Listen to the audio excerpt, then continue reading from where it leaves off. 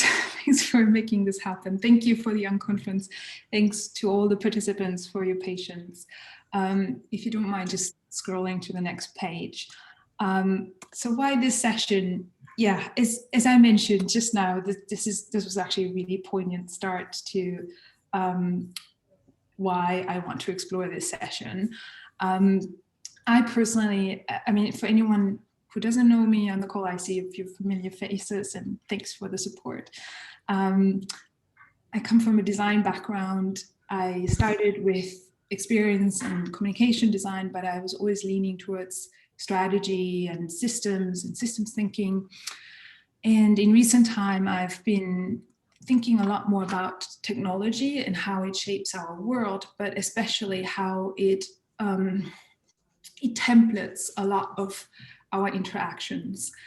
And because I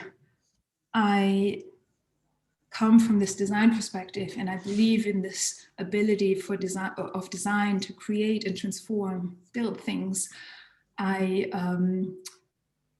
always come back to these questions of, well, if we have put ourselves into this mess, why shouldn't we be able to find a way out of this, at least exploratorily? And so from that perspective, I recently took up another postgraduate study in systems thinking, and I wanted to explore these ideas around trust and systems, which is exactly what brought me to this opportunity and this talk. Simon, would you just go to the next slide, please? Thank you. And I just wanted to point out a couple of readings that have really helped me think through some of these ideas a bit more. So there's the Joe Toscano, who used to be a former UX designer at Google. He wrote a book about automating humanity and the pitfalls that come with technology.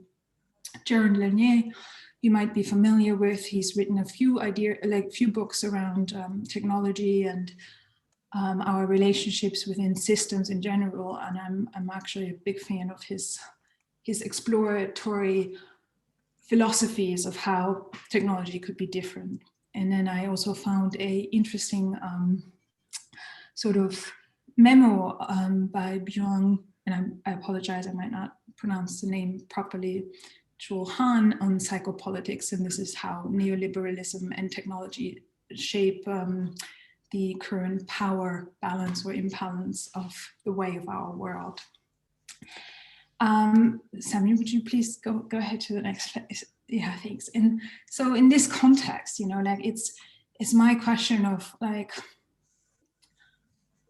why are we okay, or why are we keeping to be constrained in this sort of way of the world, the way it is, and it's this idealistic perspective of like, well, you know, how and what would we need to do, what would we need to change if we wanted to see that change, if we wanted to see systems that we can trust, or interactions and technology that we actually experience in a way that works for us.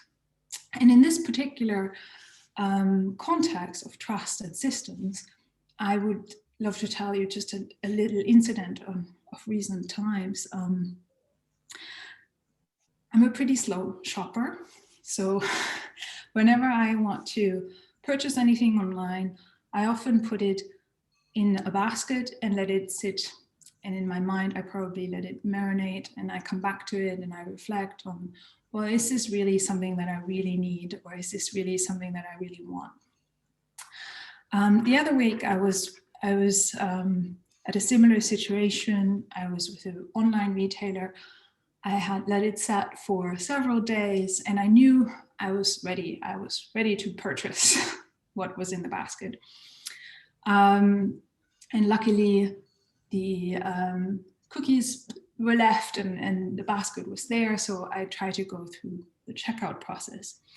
And then the first thing that comes up is the option of the choices were two options, either to log in or to register. Now, it was the first time that I ordered from this retailer, and I'd never purchased anything from them before. So naturally, I went to the registration button. I fill in my details. I go to enter, and then I get the wiggle. And you all know the wiggle, something didn't work. Red text appears over the form field, and it says, "Oh, you should log in. You have details." I go to the other page. I enter my details because I don't believe that I've ever registered with the retailer. I don't have a password, so I'm trying to fill in my password. Requested password reset, and I get the wiggle again. So it doesn't let me move forward either way. I believe I've done everything right, but the experience is essentially it's broken. Eventually, I found out that the particular retailer was part of a much bigger online supermarket. And the system thought, oh, because I'm registered with the online supermarket, I should have entered such password details. But of course, it was not mentioned. I couldn't even see that they were affiliated. So I couldn't have behaved or done anything different. And I assume we all know stories like this. Like it is on a daily basis that we enter passwords or we forget passwords. We have so many passwords, and we just get a bit lost, you know. Simon, we should be able just to go to the next slide, please. And so in this conversation, I would really like to sort of look at these dynamics of what happens between design, systems, trust, and people. And for me, it's also this proliferation of broken journeys or these broken choices of communication that really suddenly leave you at a wall. You just can't go forward. And of course, my natural instinct in these situations is like, well, you know, I've tried this, I've tried that, I've tried this, spent already so much time on it, I just want to walk away. But in this talk, I would like us to explore potential alternatives. So, Simon, do you mind going next? Yeah. So, what is trust? And this is my conceptual idealism. I always want to understand. You know, like I need to recognize what are we actually talking about. And so, in the following pages, if you go to the next slide, this, you know, like it's a bit ironic. You go to Google first, and the irony, of course, right? The firm belief in the reliability of truth or the ability of someone or something, and the act of actually trusting Google to deliver that reliability. So of course, naturally, I have to double check, and I went to the next slide and also checked with Merriam-Webster. So the scenario of reliance on character or reliance on, or the dependence on something in the future, a contingency that is mentioned here, was something very interesting, which to me is almost like a blueprint of an interaction. And if you go to the next slide, Simon, this is where we have this one entity, they call it a trustor, that transfers something to the trustee for a potential future outcome. And the next slide then shows us that future outcome would be the payoff of that transference in the first place. But this expectation is often unspoken. So the trustor will need to enter passwords or email details in the form field in order to be able to check out. But the trustee might be completely ignorant of that expectation and might not deliver that. Moving forward, there is this scenario of these two different entities, and the key key delivery, or the key action that happens is the uncertainty, the relinquishment of control from trustor to trustee. And in the next slide, so where we are at is like, so this is like a basis of a relationship. These are two different people. Someone does something against something else. So we have the slide 13 tells us this A, B. So these two people come together, or these two entities come together.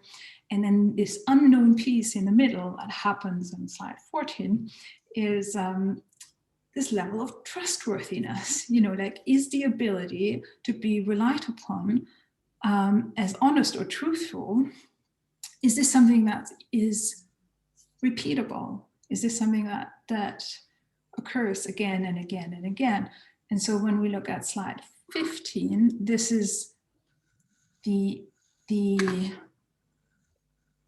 dynamics around trust are manifold. So we have an expectation, we have beliefs, we have hope, we have a future movement, we have a loss of control. Most of all, we have that uncertainty and that transference from one entity to the next. And in that is, of course, a value exchange and a basis of relationship. But what happens in trust in systems? And I think this is where, like when we look at systems in slide 17, it's this, systems are different. Systems come in networks, they come with complexity, they come with some form of arrangement, chaos, order, conditions, boundaries, constraints. Most importantly, of course, they come with interrelated elements. It's not linear. And what we observe is this emergence. And emergence takes time. It's not the immediate A to B. And so for me, this is something that I really carry as a question, like the interrelatedness of things and the reliability or the trust that you have between two people is a lot more measurable or sensible from the activity of sensing, which is much harder in systems because you get this curtain of like, well, if the password isn't met, if it isn't a 1 and a 0, you get the wiggle. I call it the wiggle, but it's essentially a denial of service. And so we have these limited typologies of communication when we look at, if you move forward, Simon, please, at signals in systems. You're all familiar with slide 19, like these are visual signals that we've tried to invent in order to tell us something's happening in the system, and we should all just be patient. It's not telling us much, right? It's just telling us something's happening, but we don't know what it is. And so, yeah, I would love to hear, like for those that are able or want to at this point, if you, on slide 20, I just wanted to ask, like, can systems be worthy of our trust? Are we, like, is there an opportunity for us? I'm not done with the talk yet, so if no one wants to say anything, it's fine. But if anyone has like a spark, please feel free.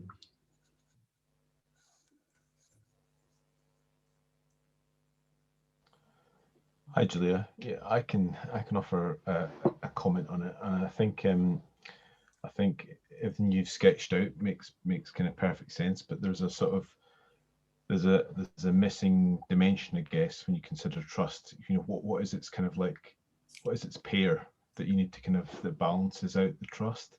And I think that's to do with promises. The actual, because trust is sort of where you sort of kind of absorb someone else's intention, but a promise is where you make explicit your intention. And I think and that certainly seems to be where a lot of the thinking is kind of going around this idea of like, you know, up front, I will kind of make a promise and publicly kind of make this kind of promise to you, so that the trust element isn't so such a kind of great dependency, I guess, because, you know, it's failing all over the place, exactly as you sort of say, you know, from the everyday to kind of like to like vast kind of scale in terms of use of technology. Thank you for that, Stuart. Simon, did you want to add something? I saw that you went. Yeah, sorry, I was just, and I'm really sorry, I can't see anybody at the moment. I don't know why.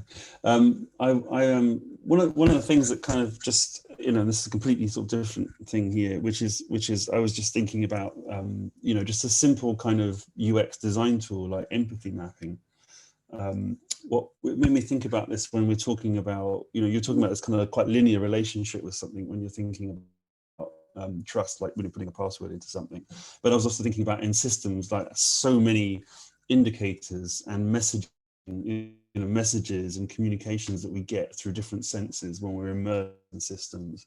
I was just thinking about, you know, just how complex that is, and, you know, how you start to map out some of these things or think about some of these things in order to kind of understand what these different cues are. Because my you know, my feeling about something like Facebook, for example, is partly about my direct interaction with it, but I'm getting signals from so many places when I think about something like that as to kind of the trustworthiness of that sort of particular thing. And so, yeah, it just made me think about ways of mapping out those different sorts of signals and the sort of direct interactions that you have. Thanks. It's great. It's great to, of course, you know, like, speaking of, it's just so timely. Our neighbor needs to cut down their tree, so I apologize if you hear a lot of noise. But yeah, thank you for mentioning that complexity aspect. And I like both these promises or broken promises, and then the diversity, like when it's just too much. And I think if you wouldn't mind just going forward, Simon, I think this is one of my big concerns about, you know, like we are designing, we're touching our interactions, we're designing systems. This noise is really distracting right now, apologies.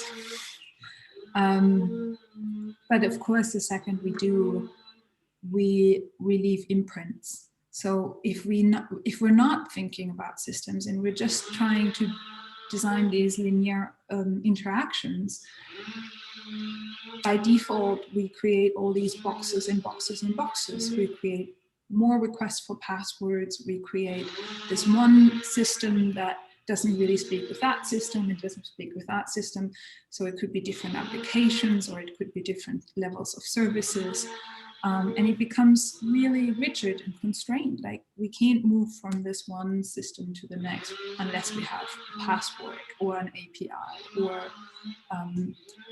you know, like the clarity of that service experience. And because I'm still idealistic and I hope that we can create a better world, slide 22, I wonder, you know, like, as a designer, what can design do?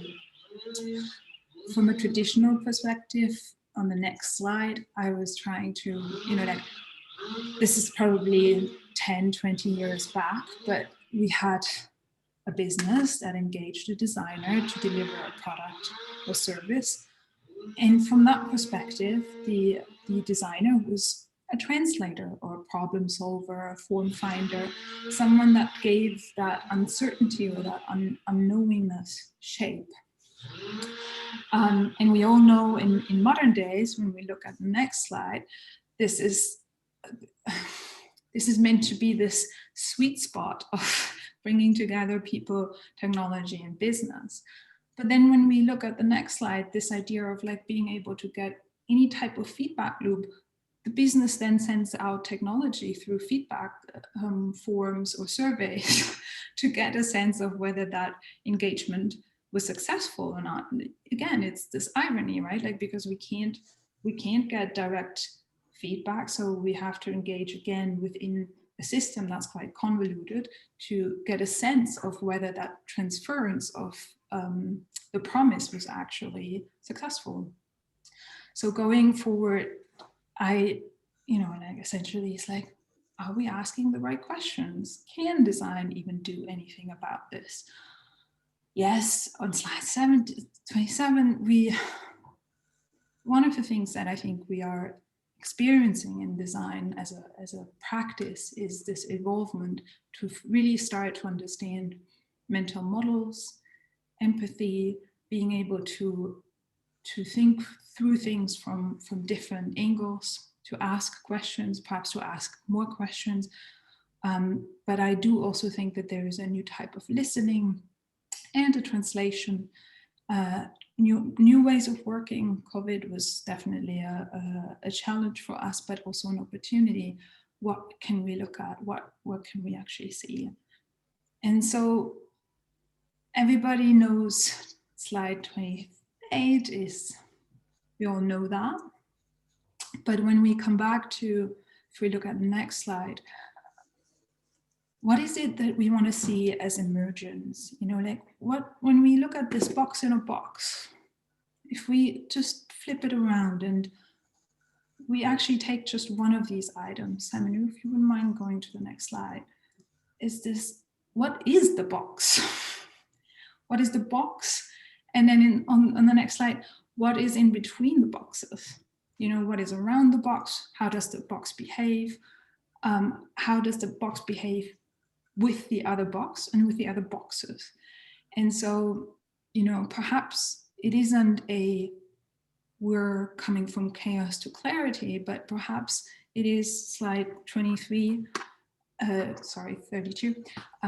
Perhaps it's the squiggle goes the other way around. And perhaps we actually have to think about a lot more in between things, like it's the opposing idea.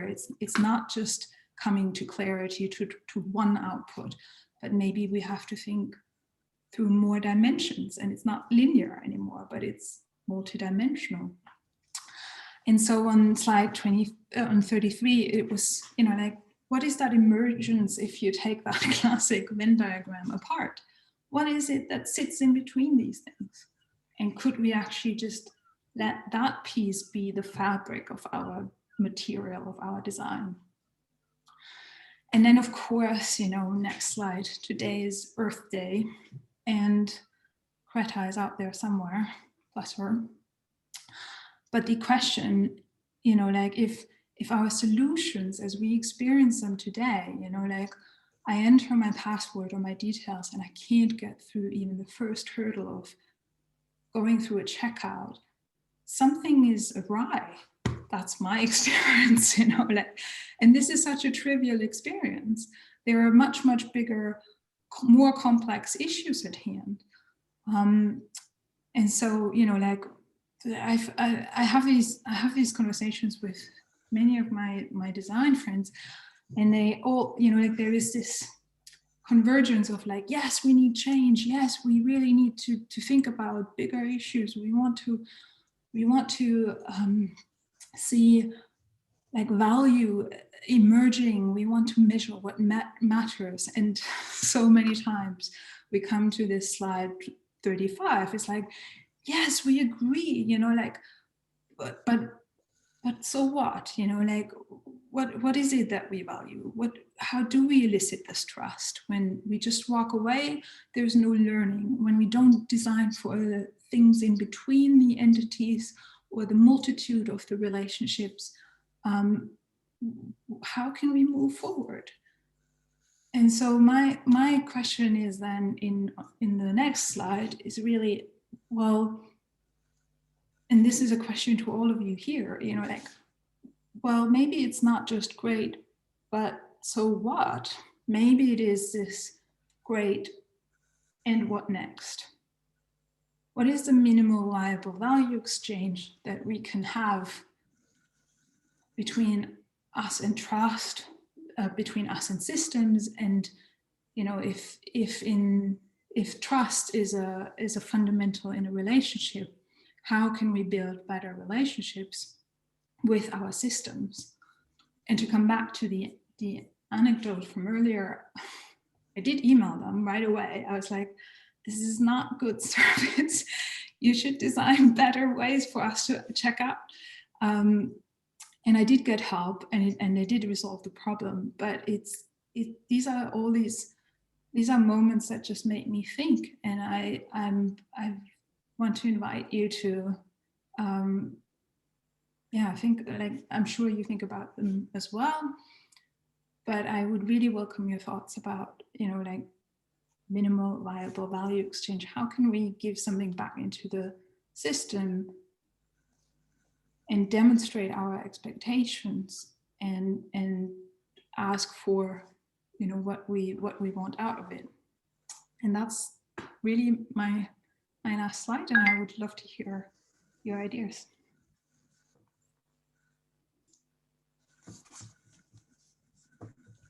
I'm a meeting. Just want to quickly say thank you, Julia. Not only is there a lot to think about, so I'll just let people ask questions, obviously, but it's quite relevant to a project we're working on in a minute, but I'm not going to go on about that. I'd like to just see what people have to say. Any thoughts or questions, first of all? Stuart, do you want to? Sorry, Sally, I think Stuart had his hand up already. That's okay. Just being polite, trying to follow the Zoom civil society rules. I think what you've got is a really powerful metaphor there, Julia. The idea of the box. But I think what it probably needs is kind of like a reframing, because it's such a kind of commonplace metaphor, and that's the power of it. Really, is because it just made me think about the whole idea of like the black box, and how the black box is both once a kind of a positive and a negative metaphor, depending on how you can use it. Because the idea of in technology and systems, a black box is you don't care about what happens inside the box. You just put something into it and you get something out of it.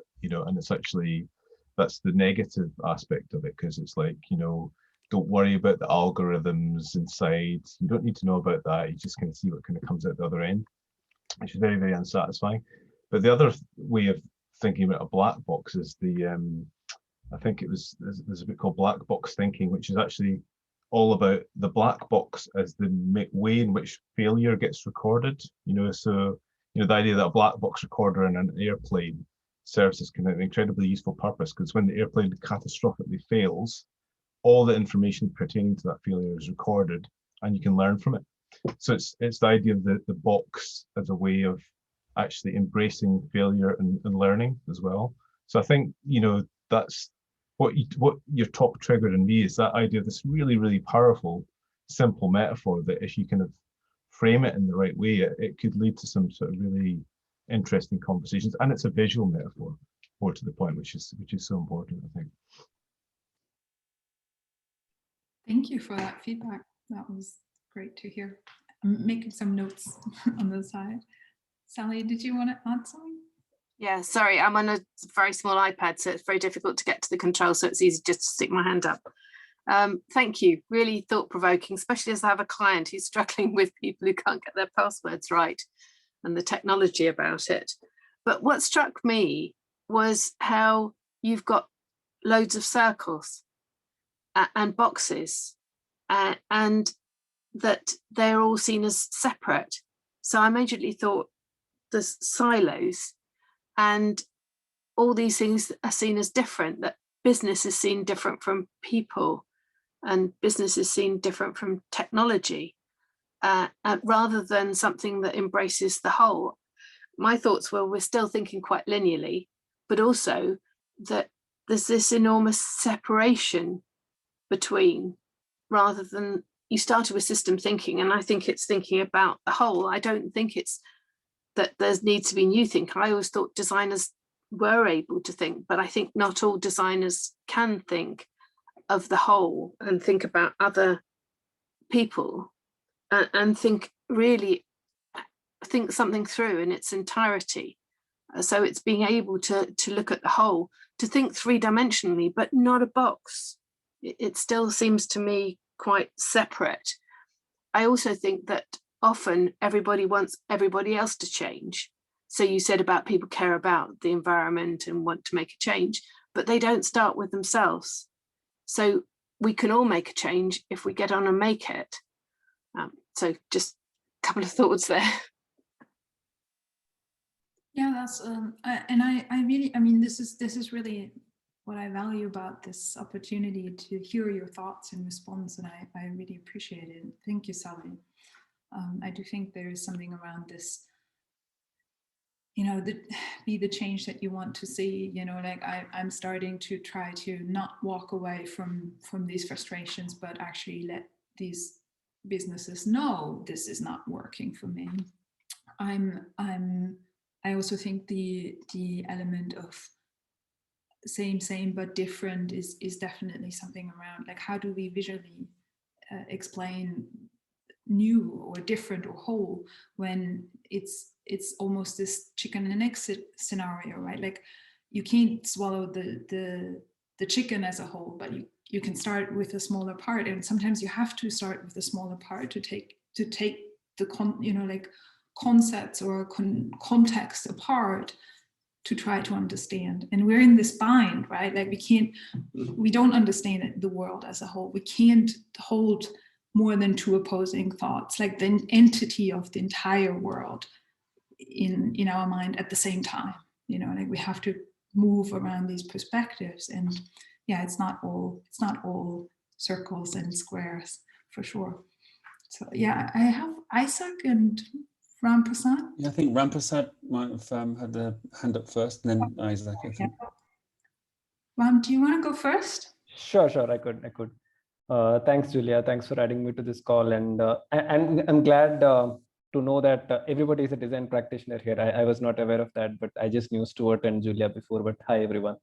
So while I think the topic of trust is very interesting, so I mean, I think, Julia, the stuff that you had already, right? It sets things on a pretty good plane above the surface already on the need for designers to be at least have a basic awareness for trust. I'm sure there is a variety of practitioners who are a mix of all of that. Somebody are already, you know, they've come to the enlightenment of the need to be able to think about trust, and some are still trying to come out as part of their careers. I think what struck me after you know, the content that you shared just now, the interrelated state of systems, I feel, I mean, agnostic of anything that we build, products, services, digital, analog, furniture, you know, appliances, whatever, designers or design practitioners should be probably seeing trust in two ways, or probably two dimensions to the word trust. One is in terms of what they build to serve their end users. The things that they build or things that they create, do those things or do these artifacts really have trustworthiness in them, right? That is where the choice comes between, are things really evil? You know, anything that you want to call about dark patterns, things which do not fall under design ethics, ethically bad, evil design. So that comes under the box where design practitioners, whatever they build or create, are those things really trustworthy? Are they true? Are they true from the heart and the soul of what they build, right? Or is it simply evil? So that is just one side of it. And the other equally important side that at least I feel is, fine, now you are happy or you are satisfied that you built something trustworthy, right? There's no evil in it, or you've at least tried your best. In so much of capitalism around, you've tried your best to build something that is less evil and it is trustworthy. Now, how do you communicate to your end user that it is trustworthy, right?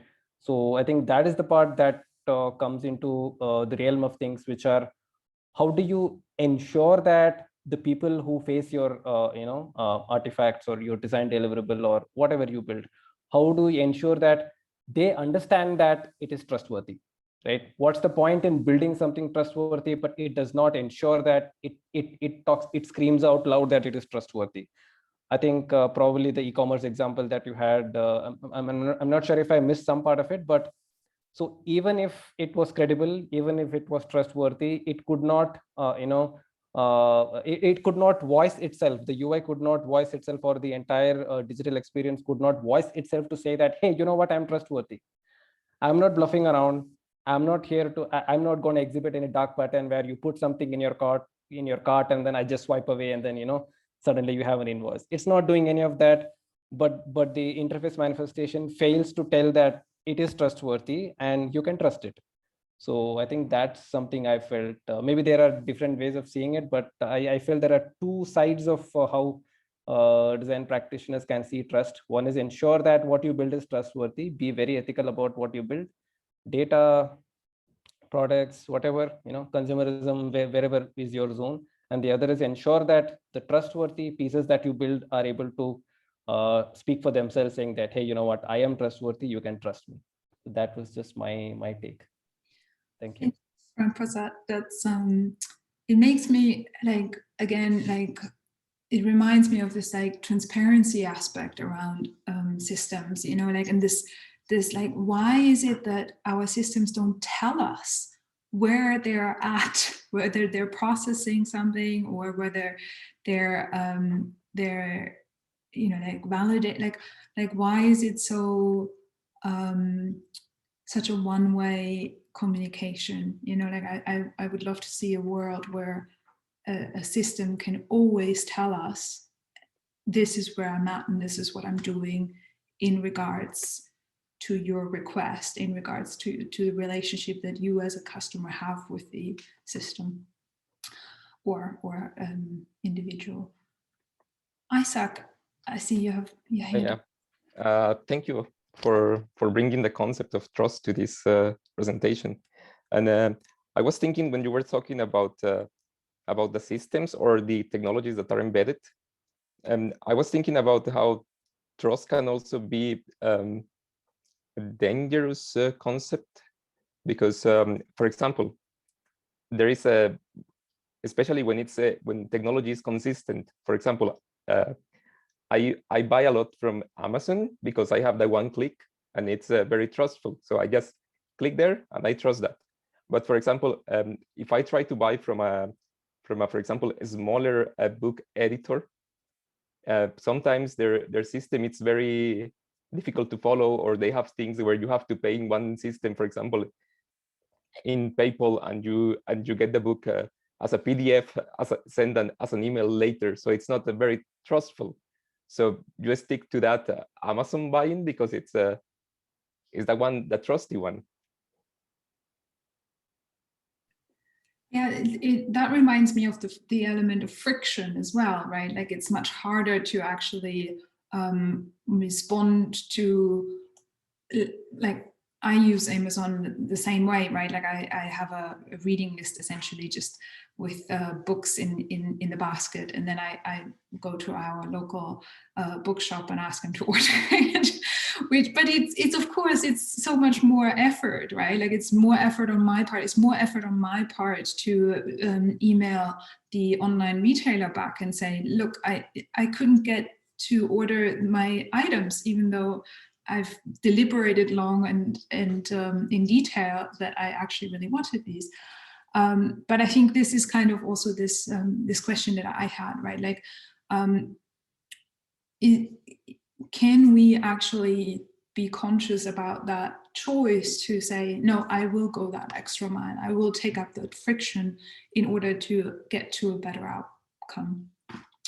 And it's not always, just removing friction. We all know that there's a commercial interest behind that if it becomes too large of a scale.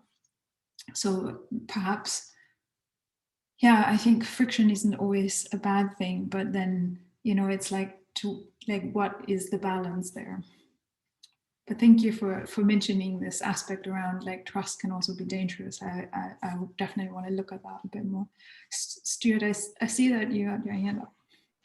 I was just to build on Isaac's point about how trust can be dangerous. Just a recent anecdote that relates to this, I guess, is my wife was buying some stuff from Amazon, some kind of clothes, and I mean, there's a couple of times this has happened now, that she wasn't aware that because of the kind of convenience and ease with which Amazon presents kind of products for us to buy, she didn't really have any awareness of the provenance of the products. So she's just recently bought something that she's found out comes via Amazon supply chain from Slovakia. She doesn't want it. She now has to return it to Slovakia, or she's brought something that's kind of come from China. Didn't realize it kind of came from China, and it was kind of, you know, poor kind of quality kind of version of the thing that she kind of thought she kind of wanted. So I think it's this provenance is a really interesting kind of concept, because it's sort of only really been prevalent maybe in the sort of, I don't know, like a sort of retail grocery kind of type space. Where does our food kind of come from? But actually provenance is increasingly important for everything. You know, it's like, you're making this super easy for me to buy stuff, but what are you telling me about, you know, the origins of this and how it has arrived in my basket in the first place? So it's kind of going beyond just the kind of the convenience that we place in the interfaces to actually making explicit all the kind of things that have kind of happened for this transaction to take place, I guess. Sally.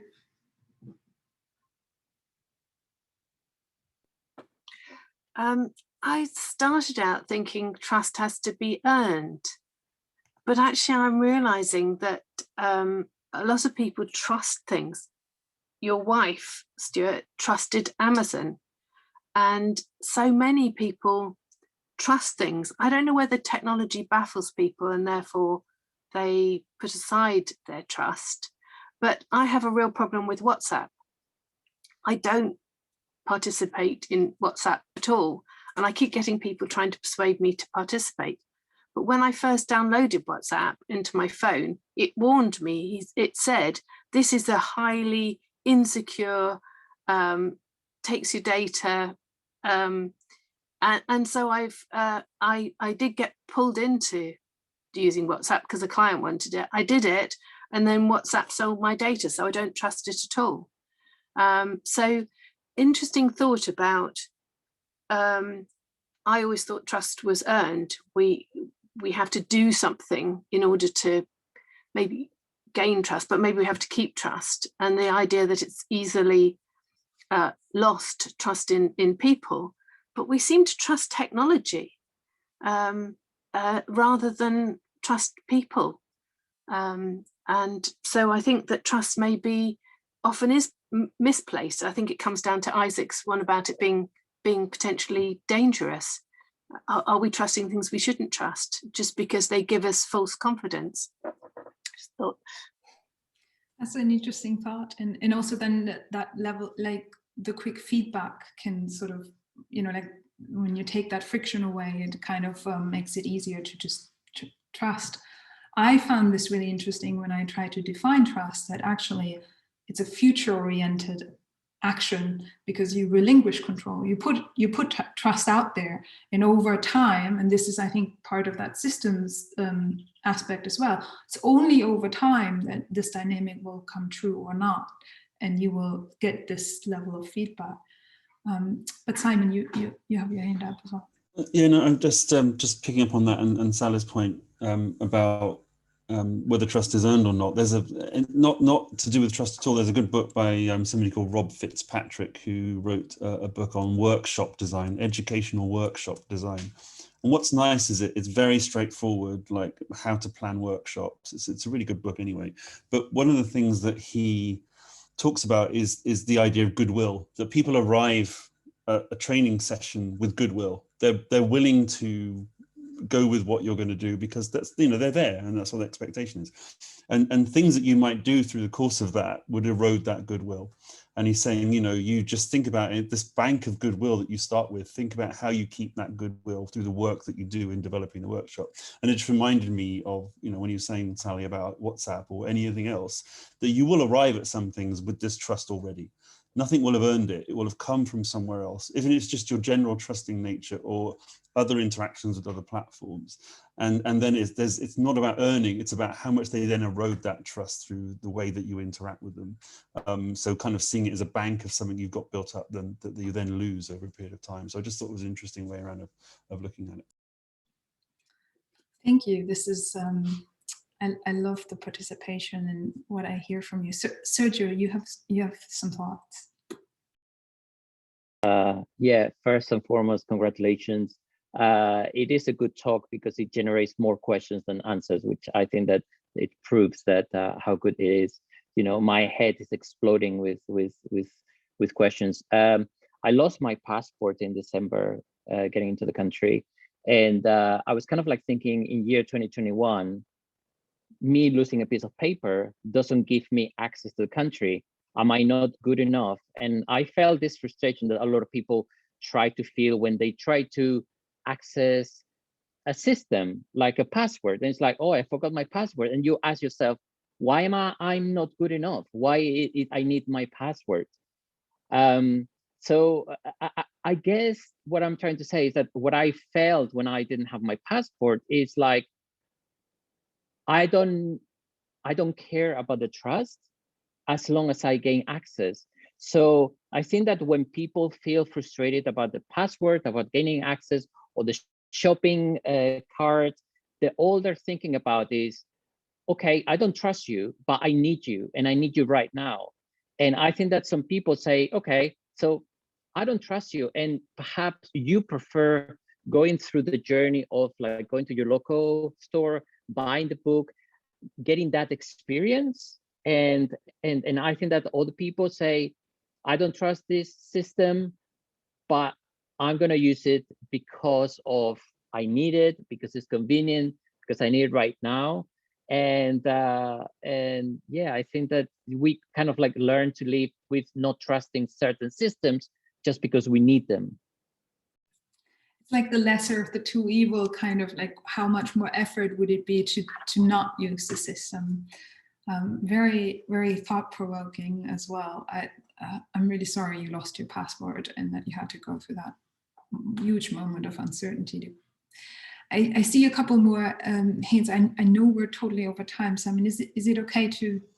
I just left a message saying I have to go, but I'm going to make you host, Julia. So obviously it can end whenever. That's absolutely fine. I'll make you host. But I just want to say thank you very much, and to everybody. I'm going to make you host now. Then I have to go to something else. But thank you, Simon. Thank you.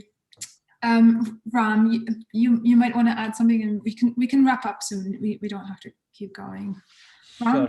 I'll keep it short. I'll keep it very short. So I think what hit me hard is the point that Sally was saying about trust getting earned, or trust being earned, right? That we need to earn trust. So I think the part there would be more interesting is in the process of earning trust, the systems or the services that we build, how homogeneous are they, right?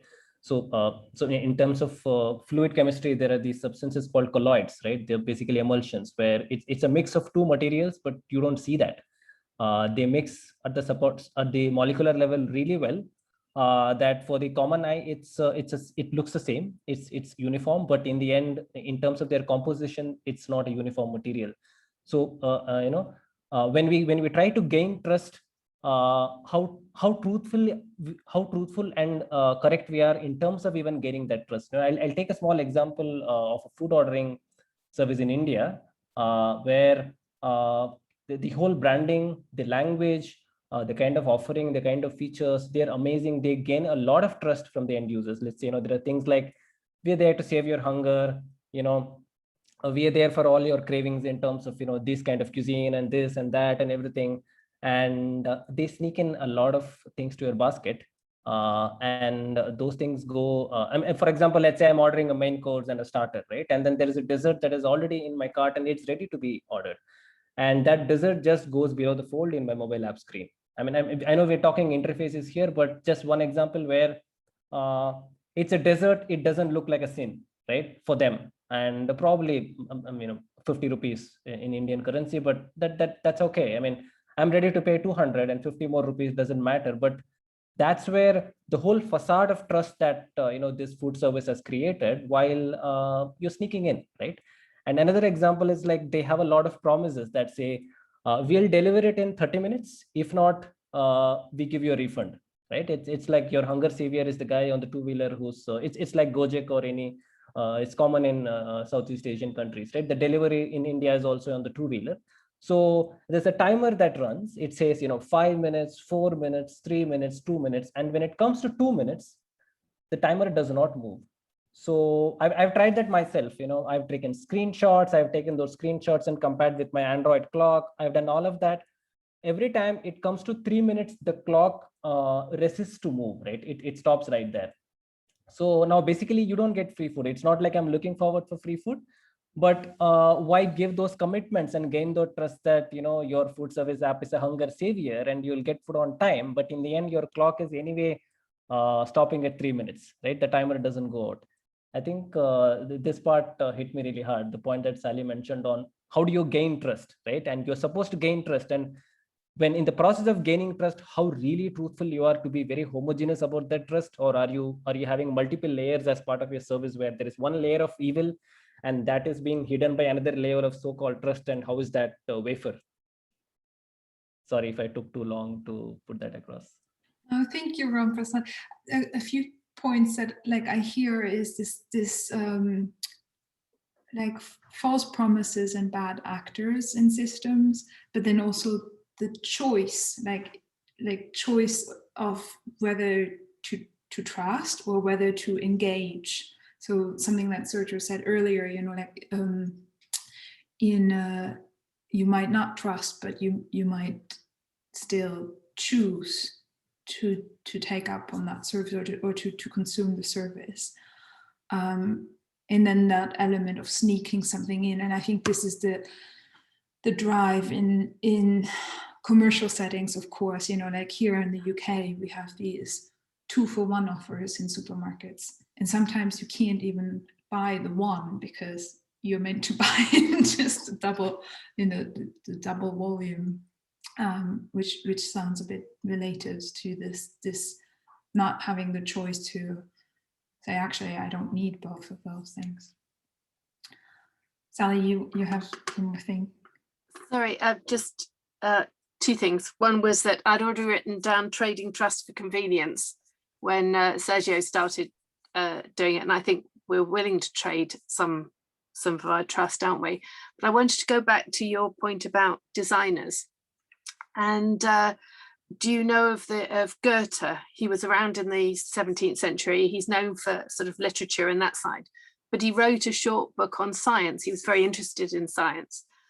One of the things that I think is important in the development of designers, whether it's in education, is to do something. He got really cross with Newton because he said Newton analyzes everything.